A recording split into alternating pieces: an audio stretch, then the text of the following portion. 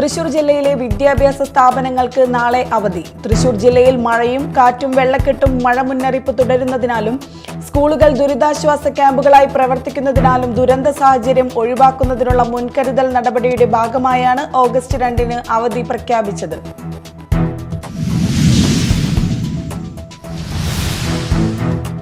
മഴ മാറി നിന്നതോടെ ചാലക്കുടി മേഖലയിൽ കയറിയ മഴവെള്ളം ഇറങ്ങി തുടങ്ങി.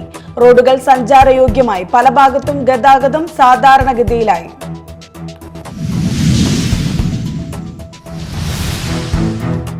മണലിപ്പുഴ കരകവിഞ്ഞൊഴുകിയ പുതുക്കാട് മേഖലയിലെ താഴ്ന്ന പ്രദേശങ്ങളിൽ വെള്ളക്കെട്ട് തുടരുന്നു. പ്രധാന റോഡുകളിൽ ഗതാഗതം തടസ്സപ്പെട്ട നിലയിലാണ്.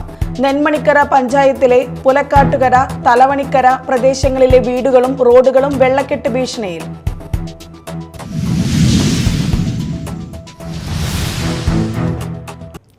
നമസ്കാരം, ന്യൂസ് റൗണ്ടപ്പിലേക്ക് സ്വാഗതം. വിശദമായ വാർത്തകൾ നോക്കാം. തൃശൂർ ജില്ലയിലെ വിദ്യാഭ്യാസ സ്ഥാപനങ്ങൾക്ക് നാളെ അവധി. തൃശൂർ ജില്ലയിൽ മഴയും കാറ്റും വെള്ളക്കെട്ടും മഴ മുന്നറിയിപ്പ് തുടരുന്നതിനാലും സ്കൂളുകൾ ദുരിതാശ്വാസ ക്യാമ്പുകളായി പ്രവർത്തിക്കുന്നതിനാലും ദുരന്ത സാഹചര്യം ഒഴിവാക്കുന്നതിനുള്ള മുൻകരുതൽ നടപടിയുടെ ഭാഗമായാണ് ഓഗസ്റ്റ് 2-ന് അവധി പ്രഖ്യാപിച്ചത്. ജില്ലയിലെ അംഗനവാടികൾ, നഴ്സറികൾ, കേന്ദ്രീയ വിദ്യാലയങ്ങൾ, CBSE, ICSE സ്കൂളുകൾ, പ്രൊഫഷണൽ കോളേജുകൾ, ട്യൂഷൻ സെന്ററുകൾ, വിദ്യാർത്ഥികൾ താമസിച്ചു പഠിക്കുന്ന റെസിഡൻഷ്യൽ സ്ഥാപനങ്ങൾ ഉൾപ്പെടെയുള്ള എല്ലാ വിദ്യാഭ്യാസ സ്ഥാപനങ്ങൾക്കും ജില്ലാ കലക്ടർ അർജുൻ പാണ്ഡ്യൻ അവധി പ്രഖ്യാപിച്ചു.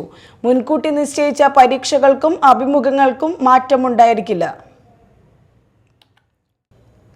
സംസ്ഥാനത്ത് വരും ദിവസങ്ങളിൽ അതിശക്തമായ മഴ തുടരുമെന്ന് കേന്ദ്ര കാലാവസ്ഥാ നിരീക്ഷണ കേന്ദ്രം അറിയിച്ചു.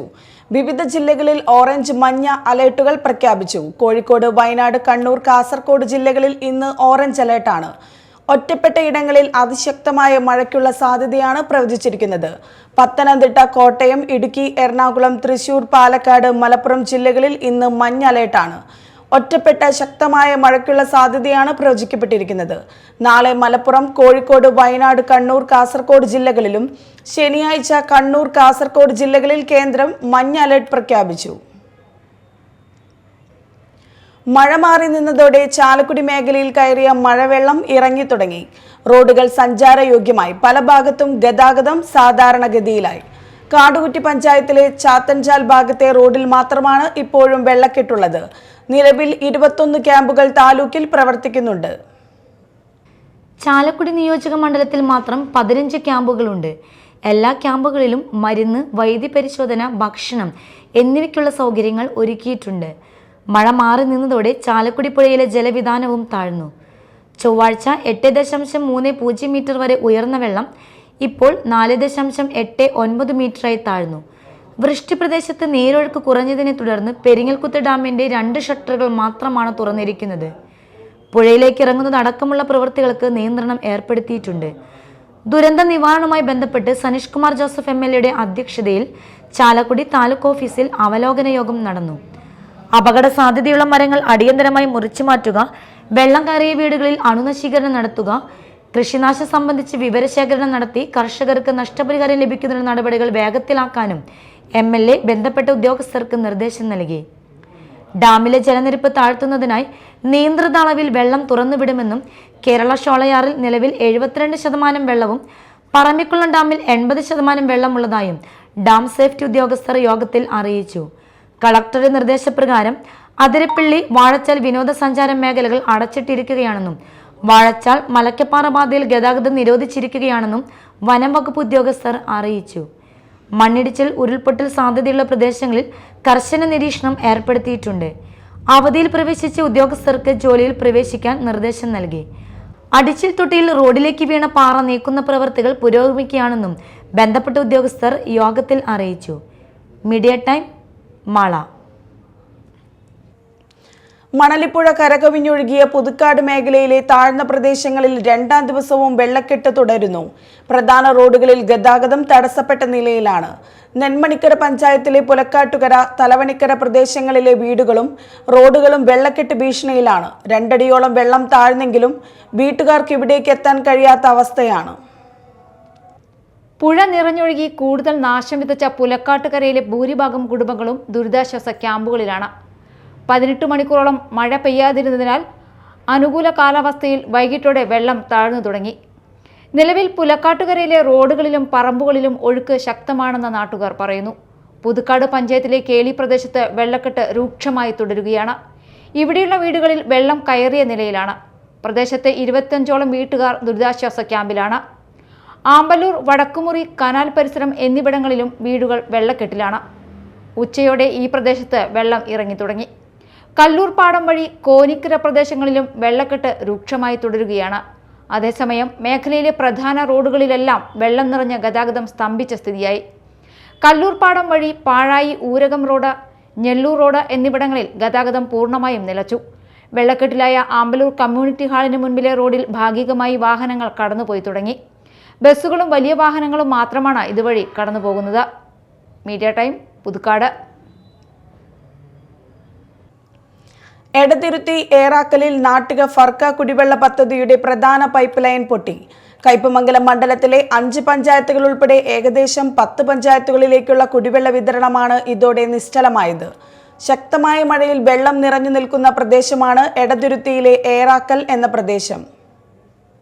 പ്രതികൂല കാലാവസ്ഥയിൽ കുഴിയെടുത്ത് റിപ്പയർ ചെയ്യാൻ ബുദ്ധിമുട്ടായതിനാലും മണ്ണിടിച്ചിൽ ഭീതി ഉള്ളതിനാലും പൊട്ടിയ പൈപ്പ് റിപ്പയർ ചെയ്ത് കുടിവെള്ളം പുനരാവിഷ്കരിക്കാൻ സമയമെടുക്കുമെന്ന് water authority Irinjalakuda executive engineer അറിയിച്ചു.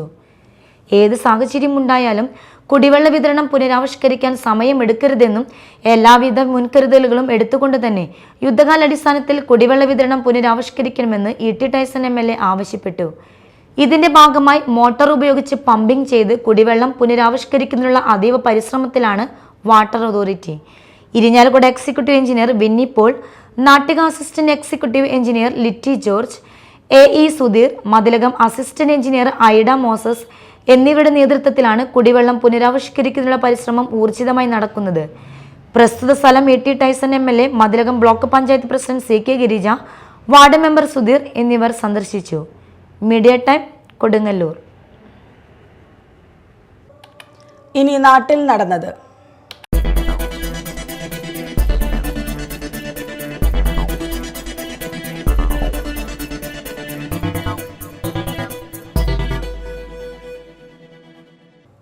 മാളയിലെ ദേവാലയങ്ങളിൽ മോഷണം. വടമ മേരി റോസറി ദേവാലയം, കോട്ടമുറിയിലെ കപ്പേളകൾ എന്നിവിടങ്ങളിലാണ് മോഷണം നടന്നത്. വടമ പള്ളിയുടെ സമീപത്തെ റൂമിന്റെ താക്കോൽ തകർത്താണ് മോഷ്ടാക്കൾ അകത്തു കടന്നത്. ഒന്നും മോഷണം പോയിട്ടില്ലെന്ന് പള്ളി അധികൃതർ പറഞ്ഞു. കോട്ടമുറി സെന്റ് തെരാസസ് പള്ളിയുടെ സമീപത്തെ കപ്പേളയിൽ ഭണ്ഡാരം പൊളിച്ച് പണം കവർന്നു. കോട്ടമുറിയിലെ കപ്പേളയിൽ മോഷണ ശ്രമം നടന്നിട്ടുണ്ട്. മാള പോലീസ് സ്ഥലത്തെത്തി മേൽനടപടികൾ സ്വീകരിച്ചു. ഓഗസ്റ്റ് 3 ശനിയാഴ്ച നടക്കുന്ന ബലിതർപ്പണത്തിന് ചാലക്കുടി കൂടപ്പുഴ ശിവവിഷ്ണു ക്ഷേത്രം ഒരുങ്ങി. ശനിയാഴ്ച രാവിലെ 5:30 ക്ഷേത്രം തന്ത്രി വടക്കേടത്ത് താമരപ്പിള്ളി മന ജാതദേവൻ നമ്പൂതിരിയുടെ കാർമ്മികത്വത്തിൽ ചടങ്ങുകൾ ആരംഭിക്കും. പുഴയിൽ ജലനിരപ്പ് ഉയർന്നു നിൽക്കുന്നതിനാൽ അതീവ സുരക്ഷതയോടെയാണ് ചടങ്ങുകൾ നടത്തുന്നത്. ബലിയർപ്പിക്കുന്നതിന് പ്രത്യേക പന്തലും ഒരുക്കിയിട്ടുണ്ട്. കയ്പമംഗലം നിയോജക മണ്ഡലത്തിൽ ദുരന്ത നിവാരണ പ്രവർത്തനങ്ങൾ ഏകോപിപ്പിക്കുന്നതിനായി ഇ.ടി. ടൈസൺ MLAയുടെ അധ്യക്ഷതയിൽ അടിയന്തര യോഗം ചേർന്നു. ദുരന്ത നിവാരണവുമായി ബന്ധപ്പെട്ട നടപടികളെക്കുറിച്ച് MLA യോഗത്തിൽ വിശദീകരിച്ചു. അപകടാവസ്ഥയിലുള്ള മരങ്ങൾ മുറിച്ചു മാറ്റുന്നതിന് ഈ കമ്മിറ്റിയുടെ തീരുമാനം മാത്രം മതിയാകുമെന്ന് ഉത്തരവ് യോഗത്തെ അറിയിച്ചു. ചിറക്കൽ പ്രദേശത്തുള്ള വാട്ടർ അതോറിറ്റിയുടെ പൈപ്പ് പൊട്ടുന്നതിന് അടിയന്തരമായി പരിഹാരം കാണണം.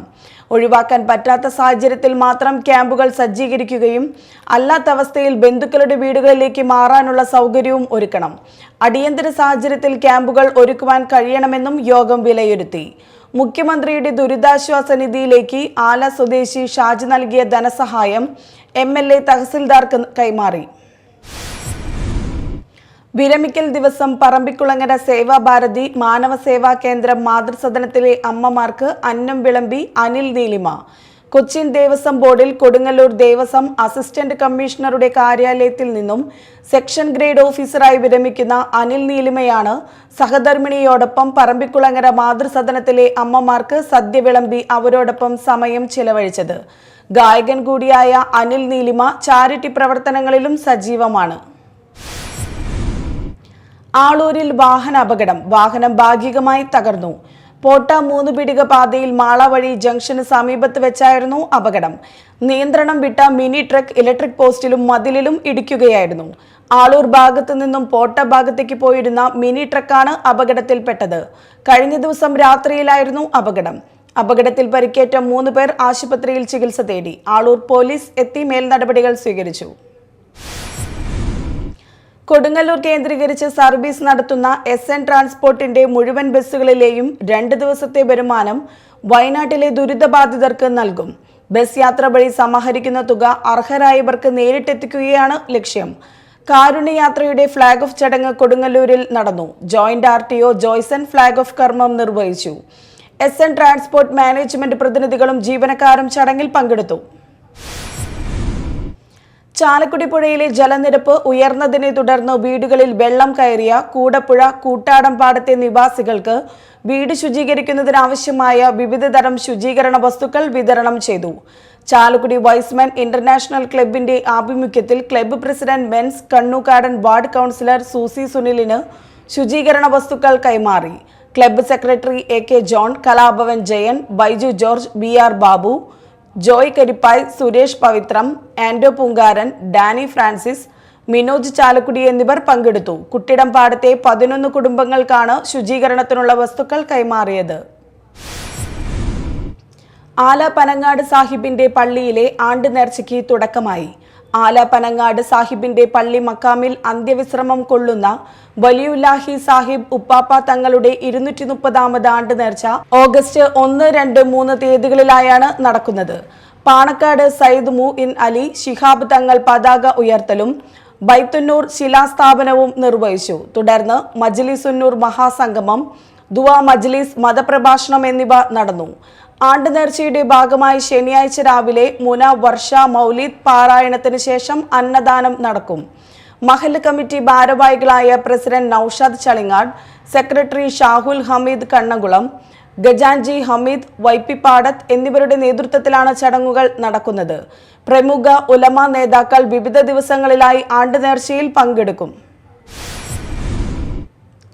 പ്രധാന വാർത്തകൾ വീണ്ടും.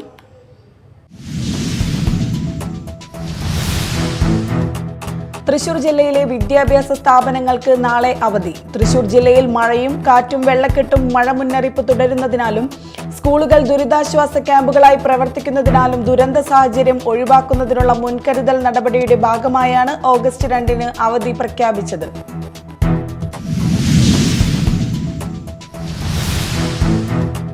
മഴ മാറി നിന്നതോടെ ചാലക്കുടി മേഖലയിൽ കയറിയ മഴവെള്ളം ഇറങ്ങി തുടങ്ങി. റോഡുകൾ സഞ്ചാരയോഗ്യമായി. പല ഭാഗത്തും ഗതാഗതം സാധാരണഗതിയിലായി.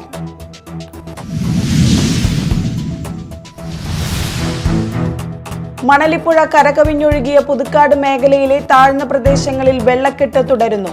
പ്രധാന റോഡുകളിൽ ഗതാഗതം തടസ്സപ്പെട്ട നിലയിലാണ്.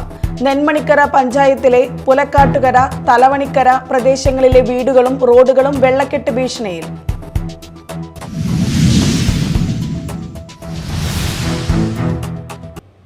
ഇതോടെ ന്യൂസ് റൗണ്ടപ്പ് സമാപിച്ചു. നമസ്കാരം.